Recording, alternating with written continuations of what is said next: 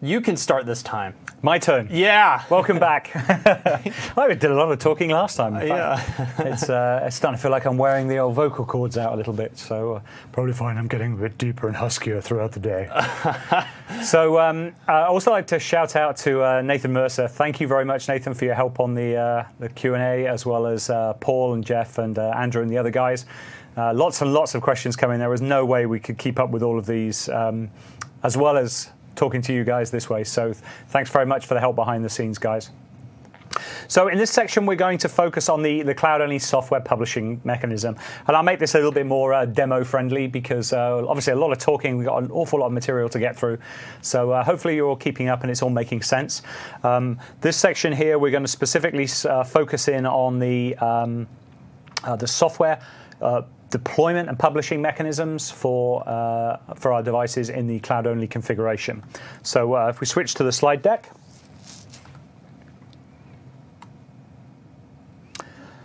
Okay, so this is our 8th module. We've got another 4 to go after this. So let's get on without further ado. In here, we're going to be talking about the 2 different mechanisms that we have for getting software to devices. We have what we refer to as the software deployment mechanism, as well as the software publishing mechanism. And I'll explain what I mean by those 2. They'll then have a look at what that looks like and how you go through the process of deploying, and some best practices for the end. All right, so in this slide here, what I've tried to do is to summarize the 2 different approaches. For MSIs and EXE files, we support this push mechanism. So this is the ability for you to make an application available to a device, and then that device itself will automatically download the application from the cloud service. It will then execute it using the local administrator's service accounts alias that our agents manage. So the users don't have any interaction with that process. It just automatically happens, and then at some point the user will see the application appear on their desktop or in their start menu. But we also have, and that MSI EXE is supported on the Windows 8 platform, as well as the Windows 7, Vista, and XP platform. So it's our x86, x64 deployment mechanism. However, the other deployment mechanism is what we call software publishing. So this is the mechanism where you publish an application to be available to an end user on whatever device it is that they're bringing to the organization. So for that, they will go through a company portal app or through the company portal website. They'll see the application, and then they'll be able to pull it down onto the device on demand. And this is quite important, especially for things like mobile phones platforms, where the device is likely to be on some kind of metered connection. Pushing it in the background, as well as the technical problems and challenges with trying to support that on each platform, which is non-insignificant, shall we say. There is also the pure practical element of pushing large amounts of data potentially to a device over a metered connection that potentially the organization is not paying for. It's actually the end user's device, and they're paying for that data channel. So to mitigate that, we've got the pull connectivity that allows the user to decide when it's right for them. And you should certainly educate the users on this. Make sure they understand the difference between their 3G or 4G connection and their Wi-Fi connection at home or their Wi-Fi connection in the office, where they have no metering issues that they need to be worried about while they're pulling down these applications. So you can see for things like Windows RT, Windows Phone 8, for iOS and for Android, this is all pulled down from the end user. They will go up to our portal, pull the application down. So here in a little more detail is a breakdown of exactly what we mean for what platforms. So the Windows 8 platform, the x86 Windows 8 platform or x64 platform, supports the Apex side-loaded apps, as long as you've gone through those prerequisites. So you've got side-loading keys and you've enabled the platform for side-loading. EXE and MSI file types. So these you can push directly to the device. This you can allow the user to pull down when they so wish. So you get the best of both worlds with this platform, being able to manage it either with a push or a pull deployment mechanism. The end users on this device, they run this company portal app, which gives them a nice application installed on their start menu that they can use to get to all the supported applications that you're making available to that user account. They have some access as well to the company portal, the web portal, if they want to go through a browser. But for the application publishing piece, they'll be pushed into the app portal. We want them going through the company app in order to authenticate and to gain the experience of that application. So what about on the mobile device platforms? So Windows RT, although it's a Windows 8 device, is obviously an ARM-based processor. It's not x64, x86. So it only supports the sideloading, these AppX files, these Windows 8 applications. Once you've got your sideloading key uploaded, we manage the rest in terms of activating the device for sideloading and then enabling the user to download and install it. As long as you've got your code signing certificate sorted out for the trusted path for the AppX file. But the other platforms here, you can see every different platform supports a different file type. So if we switch back to my desktop, we've got the Windows Phone platform supports these ZAP file types. These are, again, code-signed packages written by your developer or by your partner. If you've got an ISV or somebody who's writing code for you, they will sign these apps with their certificate. They'll give you that certificate so that you can upload it into the service, so you have that trusted channel, and then you'll be able to deploy applications via this publishing mechanism. Obviously, Windows 7, Windows Vista, and XP, they all support the EXEs and MSIs as long as they are silent installs. We do sometimes get questions from people who want to just install any old app. The push mechanism that we use here requires silent installation because we're installing under the administrators, the local admin service administrator credentials. That background process can't interact with the end user. It actually can't pull up a GUI while it's running. So you need to make sure you do the due diligence to do the silent install process and test that out to make sure that it works. iOS, they have their IPA and these plist config files. So these are the XML configuration files that are needed in order to manage the app file itself, which is the IPA file. And then on the Android platform, it's these APK files that are required. So as Andrew mentioned earlier, as David mentioned earlier, I'm not Andrew today. Maybe I don't know where that came some from. Other day, but not now. So as this guy here mentioned earlier, whatever his name is. Dude, you're getting old. You're forgetting my name already? What's going on? More coffee, that's what it is. Yeah. We also support deep linking applications. So in that case, through the UI, you'll actually be entering in a URL that will just link directly to the third party, the OEM's web store, and then through that, the users will be able to link into that store and install the application. Where's the demos at, man? Where are they at? Okay, just getting there. Okay. Bear with me, a couple more. So this is the process we just talked through. So effectively, this is the push mechanism for installing the apps. We upload those app packages to the cloud. Those packages are then published, made available, and will be installed the next time the computer checks back.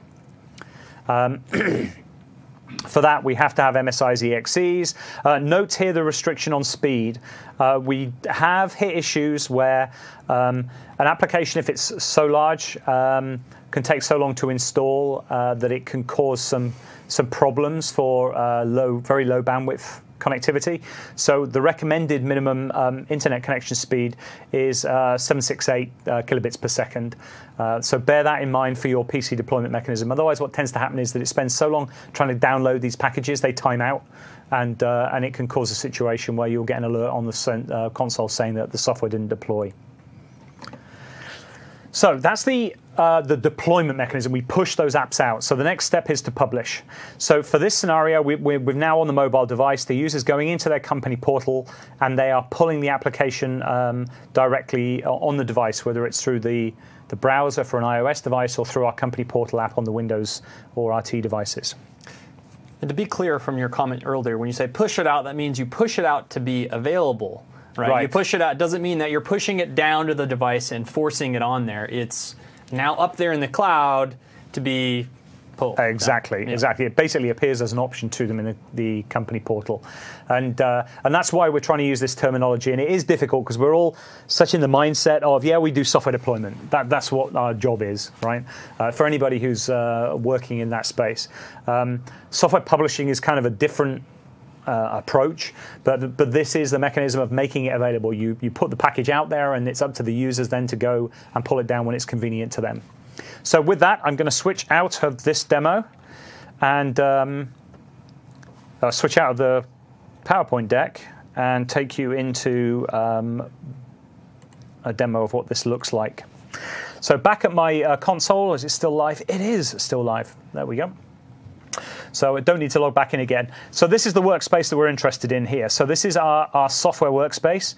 We have detected software. So for PCs, we can detect applications that we found on PCs that we're managing. Got a couple of Halo fans out there. Shout out for Gears of War. Go Gears of War. So we can detect those packages on the PC platforms. We don't detect applications on the mobile device platform. Just highlight that one. And the reason is getting it consistently and reliably across all the platforms is proving to be a little bit of a challenge for some of the platforms.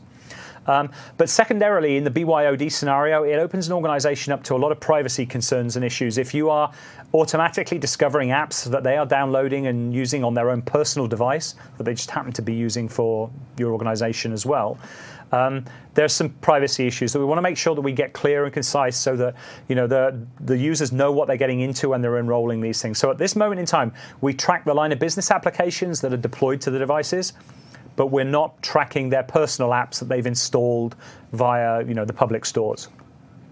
So if I go to the manage space, this is where I upload all of my applications that I'm managing for the organization.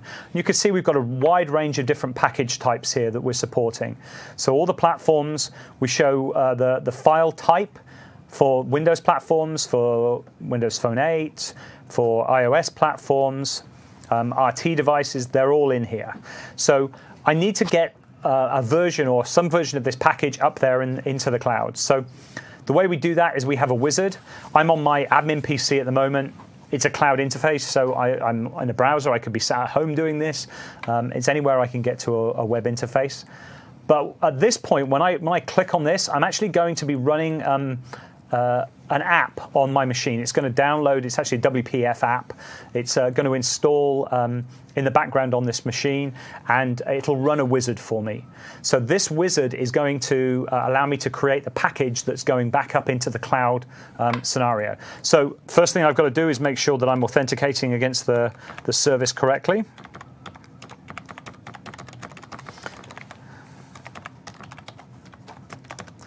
So I log in to get that secure channel from the local app up to the cloud service. Now I'm taking into my software deployment wizard. This is the opening screen. I can click on this to stop it prompting me this screen, but it basically just sets you up. And then here's our first kind of real choice screen. And what I'm looking at here is what options I have to deploy. So if I drop this down, you can see all the file types that we support for the different platforms that we've been talking about. But I do want to highlight, if you want to install deep linked apps, you use this option here, the external link, and this is where you put the URL in. So this is the link that will take them to the landing page inside the OEM store, whether it's Apple, Google, or Microsoft. That's the link that will open up on the device at the point that the user clicks on that link. So for this example, I'm going to go into the software installer option, and I'm going to select what apps did I have? I think I've got myself a Apex file ready to go. So I'll select an Apex file. So this is for Windows 8 sideloading and for Windows RT devices. So my next option in here is to select where I want to get that from. So if I go into my Intune demo folder, I've got Module 8 here, and I've got a library of apps that I've uploaded here. So I'm going to choose the Rounds app. Here's my Apex file here. So this has been signed by my developer using the code signing cert that we're using for our organization. So they've gone out. Did I say my developer there? Because you have developers just hanging out, right? They just hang around and say, oh, I need an app. click my fingers and they go develop it. You mentioned earlier, like that they must be in a closet, hidden somewhere, and they don't come out. So it sounds like you've got a lot of personal experience here. I sounds like I'm in a lot of trouble when I get back outside. Yeah. I've got sales guys waiting for me. I've got developers waiting for me. I really need to be quiet. Yeah. So I can select this application and click OK. Now, in the case of EXEs, there's also an option in here, a checkbox, that allows you to bundle up other files in the install package. So if, for example, you're deploying something like Office 2012 or 2010 or 2013, you could point to the setup.exe file, but you'll also want all the other files and folders that are around there. So there, what you do is you gather them into a single folder, and there's a checkbox that you can enable right at the beginning that allows you to bundle all the other files in this package. And that can get pretty big. And you saw earlier, you can have files up to a single size of 3 gigabytes in size. It compresses those guys down into a cab file, and then it slices that cab file up as well to make it easier for it to upload that and manage it. So there's a lot of optimization that goes on to deal with files that size. But we've got customers who are using gigabyte file types here for bundling apps that they're using for their PC platform. In this case, it's a single AppX file. Everything that's needed for the installer is in that AppX file, so it's just a straightforward option. So next up, who, what, where is it? So this is up to me to label this for my organization. So it's my line of business app. I'm going to call it Contoso. We automatically populate with the name of the file here, but I'm going to call it rounds. This is a demo app that the Windows RT device team have been using, so I went and judiciously borrowed it. So I can put whatever description here I want. And also a URL in here. So this is useful for if there's a self-help page or something that you've got on your company's help desk. You could put in a support URL for them, and you're good to go. Next, categories. So these are the built-in categories that we support as part of the service. You can select any one of these. So in this case, Rounds app is actually a kind of line of business application. Go and select that as a business app. And I also have the option here now to bundle my own icon. So I haven't got an icon here that I've custom created. So this is how it will appear inside the Windows Intune company portal. The icon, as it appears on the desktop of the RT device, is programmed into that AppX file. But this is just how it's advertised to the user through the company portal app.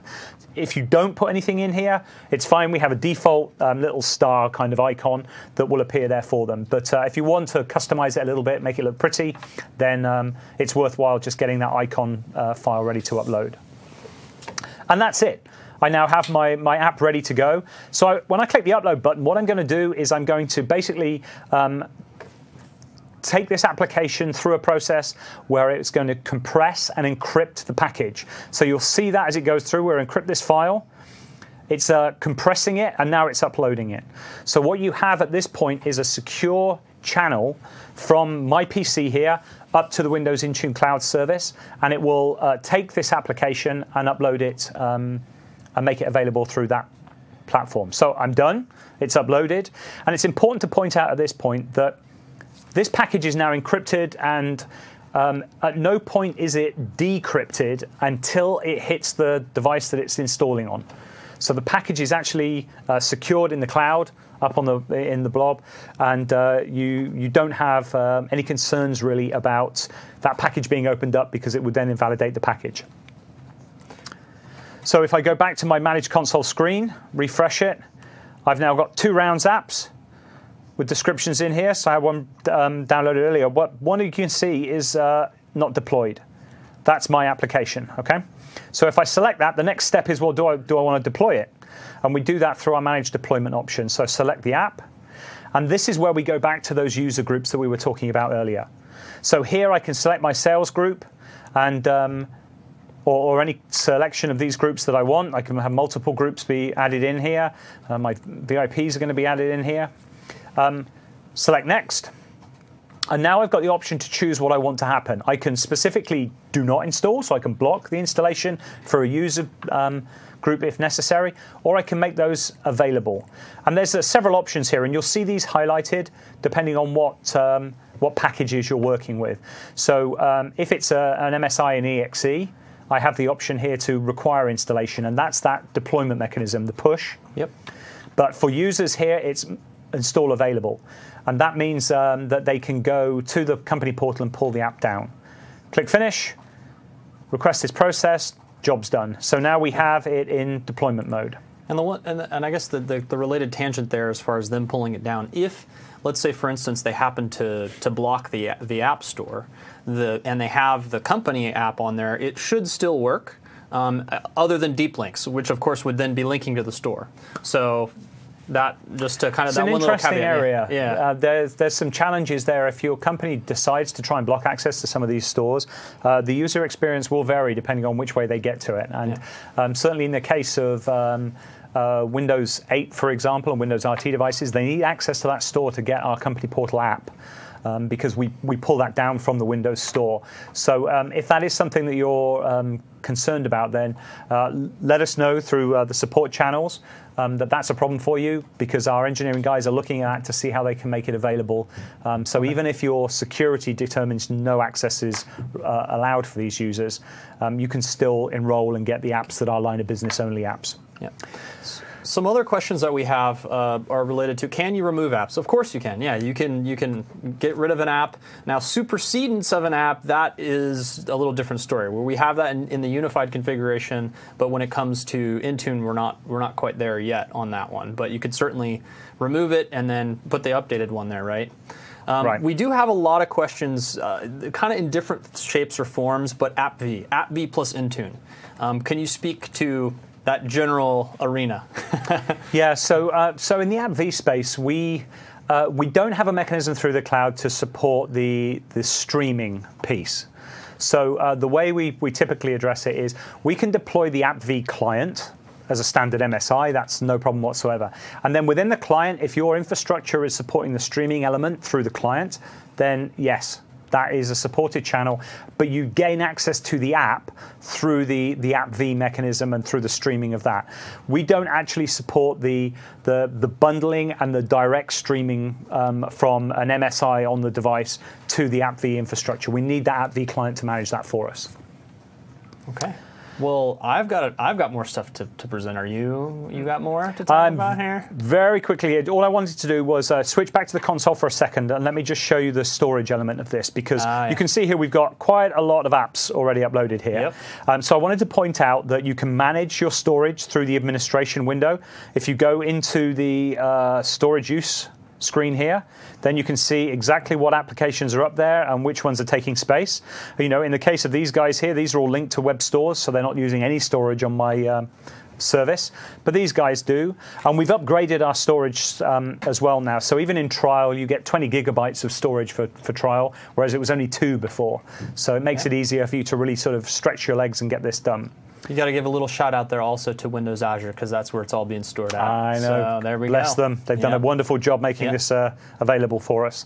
So through here, I can determine what I want to do with these apps. Now, I can purchase more storage if I fill this up. But bear in mind that the reason these apps are here are to enable a deployment. So if you're pushing out a particular app, so let's say my expenses tracker is going to all my sales guys, right? At the end of the day, once that's deployed, and I know it's deployed and I've tracked it through here, I can choose to take that back.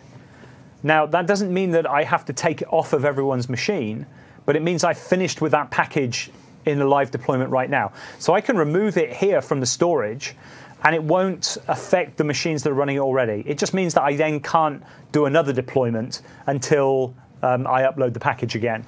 So we do have customers that kind of maintain an offline web store, software store. And once they finish with their deployment and got it to the machines that they want, they take it off of the cloud, leave it in their web store, and then 6 months, a year or so later, once they've done the updates and everything they need, maybe they want to roll out a new version, they'll upload it into the cloud and then publish it that way. So that's a mechanism that allows you to manage this storage so that you're not using up your precious cloud storage. Okay, so that's it. I think my last slide here was to switch back to a couple of best practice recommendations for software deployment when you are using the cloud infrastructure for that deployment mechanism. So, a couple of steps to go through here. So, make sure if you're using MSIs that you want this silent installation package testing done. Silent doesn't necessarily mean silent from all app developers, so make sure you test it out to ensure that it truly is a background silent task and you're using the right switch to enable it. Consider the bandwidth implications, especially of these push deployments if you're deploying XEs and MSIs. Those can hurt people if they are at restricted network connections or metered connections that they're paying money for. So consider that all the time. And we try and enable that as much as we can with things like the bits policies and the peer caching stuff that you mentioned earlier, David. So some other options in here, managed space, I've mentioned that one already. We've got the detection rules. So use of custom detection rules. This allows you to determine exactly what Windows Intune should look for before installing this package. So you can have it detect if a previous version is already installed, then it won't download the package at all. It'll obviously not use up any network bandwidth, so it's good practice to use those custom detection rules. Once we've deployed the package, we know it's there and we can track it through our service.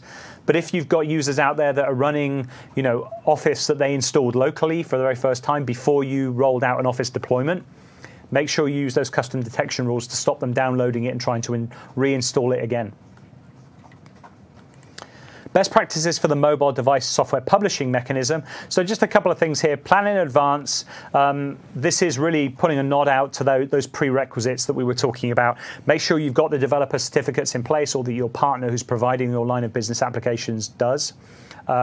Test those applications out, deploy them to a smaller group of users to make sure that they are installing silently, they are signed correctly, that they're working as you intended before you roll them out broadly.